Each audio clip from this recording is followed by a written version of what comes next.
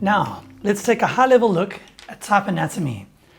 Understanding the basic construction of letters helps us decide what to keep and what to omit when we customize them. Firstly, there's a kind of framework that contributes to groups of letters being easy to read and understand. It's based on the height of the lowercase x in any alphabet. This is the x height.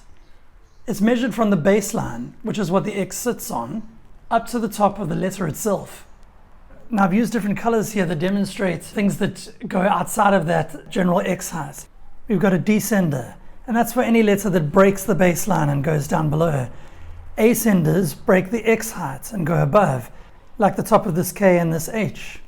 Continuous vertical parts like this are called the stroke of the letter. When letters start to take that tangent of a radius, like the N or the H, that's called the shoulder of the letter. When there's a double tangent, like we see on an S here, that's known as the spine.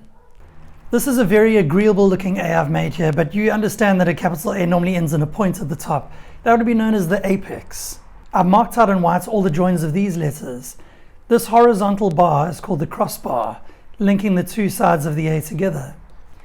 On letters like B or P, when you've got that rounded part, that's called the bowl. We talked about serifs on my favorite cap when I was a kid, and I've tried to show them here, and that's any time a font has little embellishments that hang off the edges.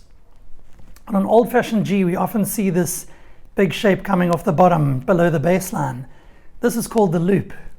On letters like an F, which have many things branching off, the straight vertical piece is called the stem. And on letters like Q, this little piece that comes off here is called the tail. In this lesson, we learned about the X height and baseline, the invisible framework that supports all letters. We learned that anything that protrudes above the X height is called an ascender. Anything that breaks well beyond the baseline is a descender. We also learned the names for different parts of certain letters. So far, we've seen the major advantage of letters constructed of modular parts. They're really easy to adjust, modify, and personalize. Now, let's take a look at a few modular alphabets.